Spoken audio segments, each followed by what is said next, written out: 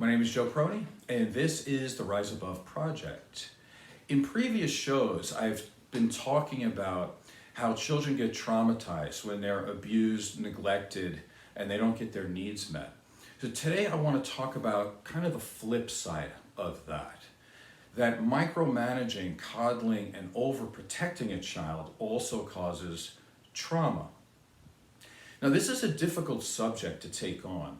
And I think it's a difficult subject because behind an overprotected child are parents that really love them and care about them.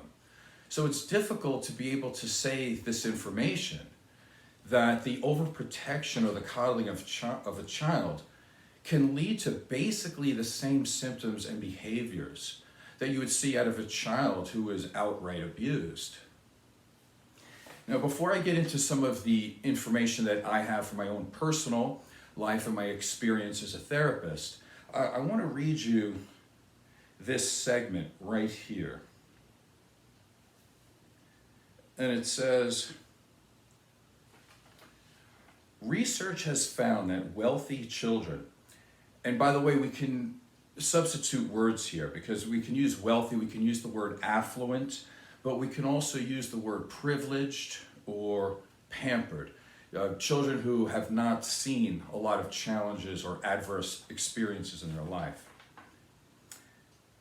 These children are more susceptible to a variety of mental health issues, including depression, anxiety, eating disorders, and substance abuse. Studies reflect that affluent children experience depressive symptoms at rates 3 times as high as non-affluent children. Rates of anxiety and substance use were also higher. Studies have found that children of affluence are 2 to 3 times as likely as non-affluent children to engage in substance use and abuse. There are many studies that reflect this data. Now, that's fairly new. I wish I had that when I was working a bunch of years ago at an alcohol and drug rehab center where this information was first coming to me. Now, when I was working there, I had this program, and mine was called Welcome to the Jungle.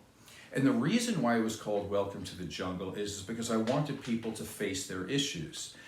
They had other programs where they would read the Bible or they would do positive affirmations and breathing exercises. And there's nothing wrong with that. I thought that was good, but that's not the program that I wanted to run. So what I did was I had everybody come in and they would take the ACE test, which is Adverse Childhood Experiences. So it would give everybody a chance to be aware of maybe some of the adverse events in their life which led them to this situation, and we could take a look at those. But there was a problem with that. But first I want to tell you, just so we're all on the same page of what the Adverse Childhood Experiences test is. It started off with 10 and then they added more after that. So let's go over them real quick. So the questions would pertain to if there was physical abuse, emotional abuse, or sexual abuse. Then if there was physical or emotional neglect. And then it dealt with household challenges, such as divorce, an incarcerated parent, substance use within the home, domestic violence, and mental illness in the home. Then the next part of it was called Beyond the 10 ACEs, because the first 10 just doesn't cover it. And I've done shows on this before. Even this ACE test is severely lacking in the amount of traumas that a child can go through. But let's just go with the original test. So in this test, they talked about discrimination, poverty, racism, separation, intergenerational and cultural trauma, other violence, adjustment or other major life changes, bereavement and survivorship, and adult responsibilities as a child. Now you think that would cover it, but if you come from a relatively privileged or pampered home,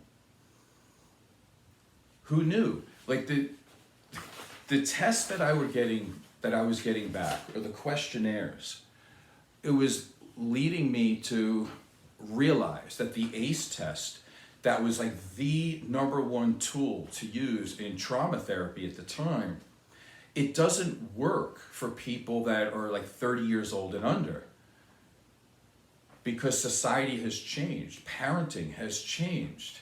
And so what I was getting back over and over again was zeros, ones. Maybe somebody would show up with 2 adverse childhood experiences. And so we were having these classes, and everybody was telling me that their parents were amazing. They were great. They had everything that they needed. Nobody treated them poorly. And it was like, wow, I have a lot to learn here. So again, I was looking up information on this, and there really wasn't much at that time. So this is what really clued me into that there was a problem, or a different type of problem out there. So what I would like to do now is give you a basic synopsis of a type of person that I've done assessments on over the years.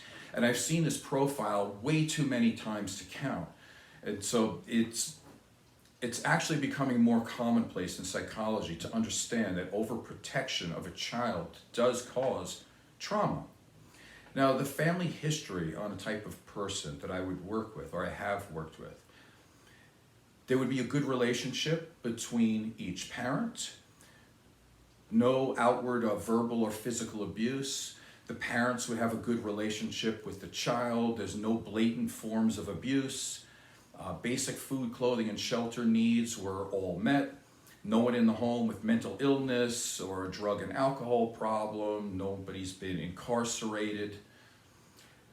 What we're looking at here is your basic family with a decent house, a white picket fence, 2.2 kids, and probably somebody owns a Toyota Camry or something like that. So just your basic thing.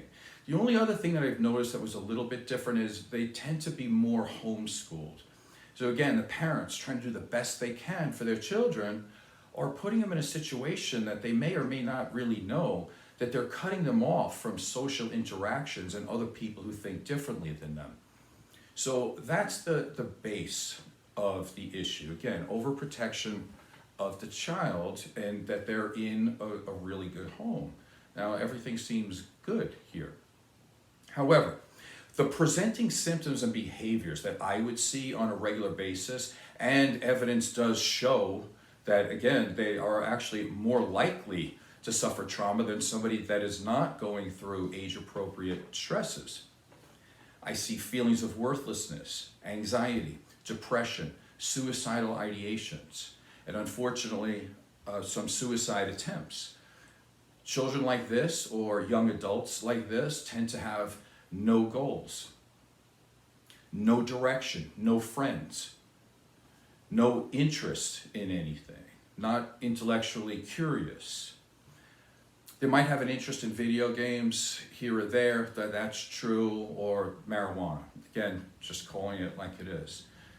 They're afraid to try anything new, extremely low self-esteem, physically unhealthy most of the time, very sedentary, overly sensitive, overly passive, overly dependent. Dependent in a couple of different ways.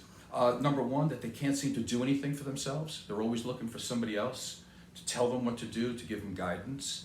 And number two, they don't feel good about themselves unless somebody else tells them that they're good. So they're always looking for that validation or some type of compliment that they're worthy in some way. On the interesting side as well, they tend to be really good at these positive memes from social media, and they're really good at knowing like affirmations and things like winners never quit and quitters never win, these types of sayings. And it's interesting because they have such low self-esteem and they don't really do anything, and nobody's put them through challenges. They probably played sports where they never kept score. Is that because of their inaction, they can be educated and they can read a lot about what it's like to be a positive person or to be a resilient, powerful person, but they don't know what it is. So they can speak or they can talk the talk, but they can't walk the walk at all, is what I've noticed. So the question then becomes, How does overprotection cause trauma?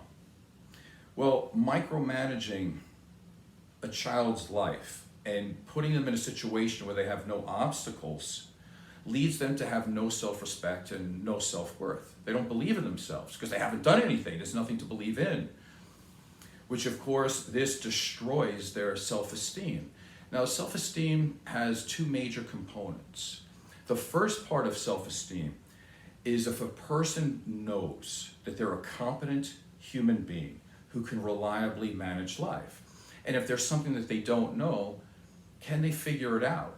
Can they ask the appropriate people in order so they can learn to get the job done?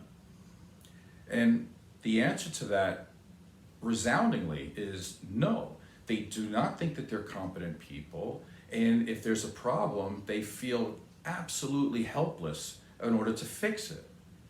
So then that is going to deteriorate the second part of self-esteem, which would be, are you lovable? And can you accept the love that's given to you? That's very important. Here's the problem. People don't feel lovable when they feel like they're not competent. So they don't accept the love that's given to them if they are loved by somebody, because they don't feel cared about. Well, they don't care about themselves, so they don't want to be cared about by other people. You can try to prop these people up all the time, going, yeah, you can do it, with positive affirmations, but they don't believe it at all, so they just reject it. So in both areas of self-esteem, unfortunately, they're going to fail. Now, it's possible because they were told that they were good all the time, but yet they never had to perform, that they might have a sense of entitlement, which makes them feel like they're special, but yet they haven't done anything to show that. But here's where the problem is that if they go out into the world feeling entitled and special, but yet they have no mastery or no skills, the world is going to turn their back on them, because you can't convince people that you're special if you don't have anything going for you. So this is the beginnings of what we would call covert narcissism, where they are narcissists, but they do it in a way that says, I'm terrible, I can't do these things, you need to help me. Everything that you want me to do, I can't do, so you have to take over for me. So every situation that they're in, it ends up being all about them, but only in a very negative, pacified, victim type of way. So it brings up another question. What happens if an organism, or even an organization, a group, a company, what happens if they're not exposed to some type of trauma or stress or some type of challenge? And the answer to this is very easy. It's very provable, and it's been provable since the beginning of time. A person or an organization becomes weak, fragile, undependable, soft, typically useless, and they're more prone to catastrophic failures. And we're seeing this with a lot of our young adults today. So what happens when we overprotect and coddle, micromanage a child?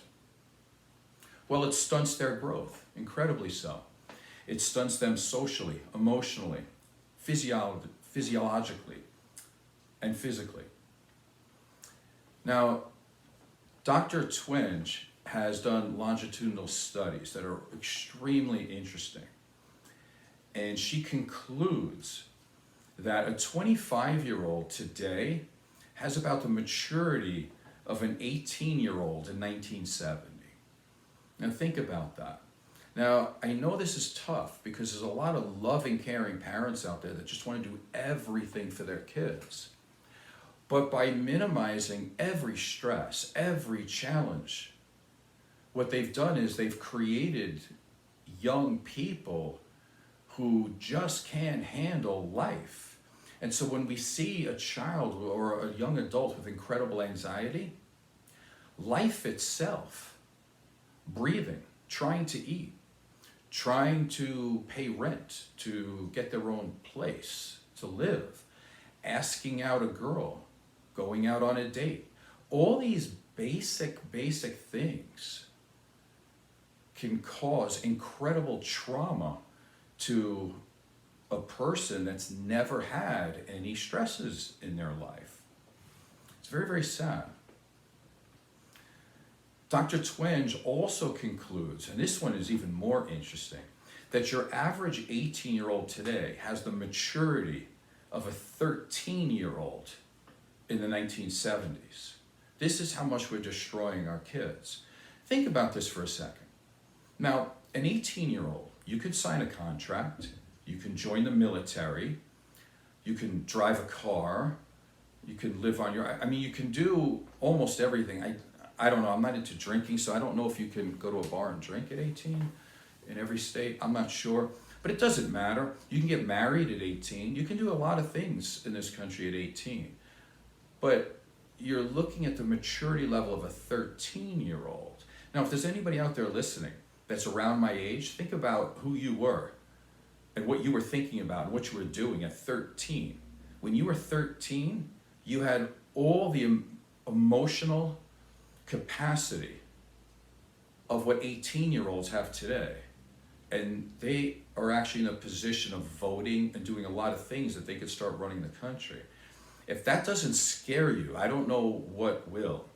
Now, as a therapist, we're always told you need to have empathy and compassion, and I totally believe that.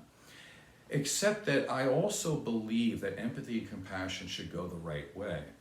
If we're looking at 18-year-olds with the emotional capacity of a 13-year-old, or people in their 20s and 30s who are not even emotionally teenagers yet, not to be judgmental, but they're going to have very difficult lives. So instead of patting them on the back and saying it's all okay and it's going to be fine and this is the way our world is now, I think a truly empathetic and compassionate person would try to help these people in a way that makes them go through life a little bit better.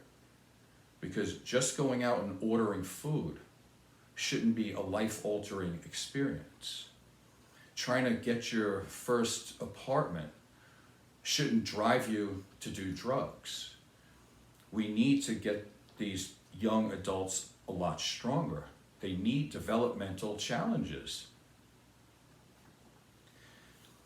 It gets worse. Colleges in the United States right now can't hire therapists fast enough. Why? Because adults, and I mean adults, but again, they have the maturity of 13-year-olds, so we have to understand that. So if you're between 18 and 22 and you're on a college campus, you have incredible, well, you could, not all of them, but you could have incredible separation anxiety because you want to go home. Now, in the 1970s on college campuses, they were thinking about having their own home, having their own families. You know, in the 70s, you could have fought in the Vietnam War, starting at 18 years old, come home 2 or 3 years later, get married, have a kid, and now you're in your 20s on a college campus. Now, people are still pining to get back in their bedroom to play video games. Like it's interesting. If you want a job that is definitely going to be there for a while, where there's definitely job openings, be a therapist. Because again, these college campuses can't hire people fast enough to take on these 18 to 22-year-old adults because so much anxiety, so much depression. And it's also worth saying that people from 30 years old and under, 30% of them have been on psychotropic medications. It's like 1 out of every 3 needs psychotropic medications to get through the day. We have to look at our parenting skills here. Now, there's an online counseling service which does good work. It's called BetterHelp. They have 24,000 providers right now. And in the next couple of years, they're expecting it to double. Think about that. 24,000 mental health clinicians on one online service. That doesn't include all the others. That doesn't include all the other therapists that are working for themselves. That doesn't include all the other therapists that are working for different companies all around the United States. 24,000? And their customer base, 60%, over 60% are from people 18 to 34 years old. It's right in the area that I'm talking about, these people that have been coddled too much. Now, I'm glad to be a therapist and I'm glad to be of service and help. But unfortunately, it's our society that's making all these clients for me.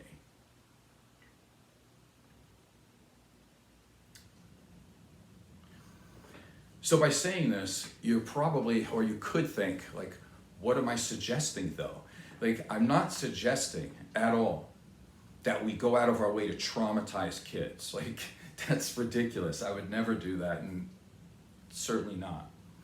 But I would say, at the earliest of ages, we need to allow kids to do age-appropriate risks, age-appropriate challenges. And just to give you a couple of ideas of where to start, because I think some things should be required that are not in schools anymore. And one of the things I thought of is why don't we still require, or I don't know if they ever required it, but it seemed like everybody did it, was show and tell.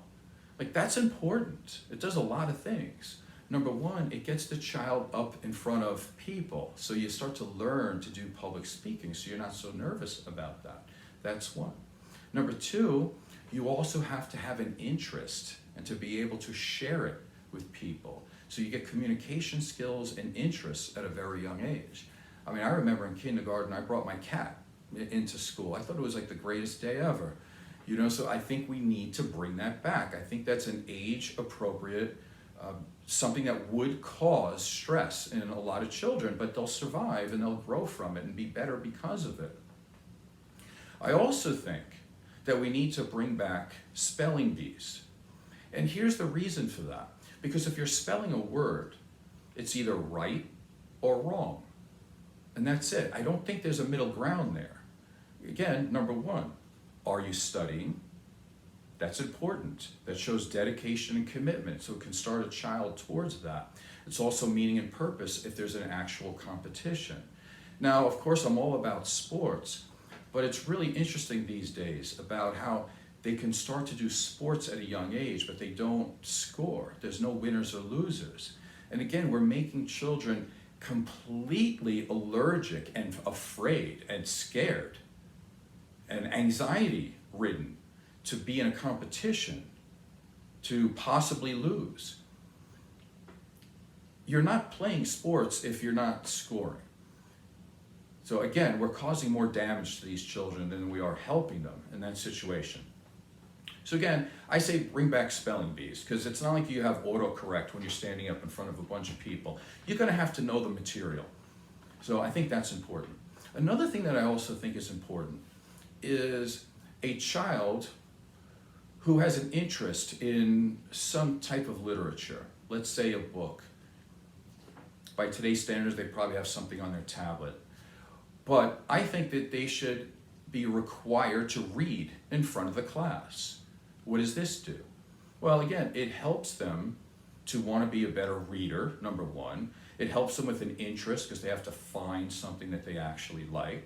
And number three, again, it's dealing with public speaking, and it's dealing with them engaging with other human beings and also engaging with some type of literature. Now, again, do we require this anymore? No. All these kids have their heads sitting in their tablet, and they don't have, very few interests, and then they end up coming to me, and they have all these symptoms that I've told you about. Feelings of worthlessness, anxiety, depression, not being able to do anything, being afraid to do anything, and being filled with anxiety just to talk to another person or just to do the basics of life. So I hope some of this has been valuable to you. And again, I know it's a difficult subject because there is outright neglect and abuse out there that definitely traumatizes children, no doubt, but also the overprotection and the coddling and micromanaging of not just children, I see this in young adults, and I see this in people into their 20s. We have to stop doing it. And again, I'm not saying to traumatize them, but I'm saying give them age-appropriate stressors that they need to handle, and they'll grow from that. My name is Joe Prony. This is the Rise Above Project. Hopefully this has been valuable. Please subscribe and tell a friend. Thank you.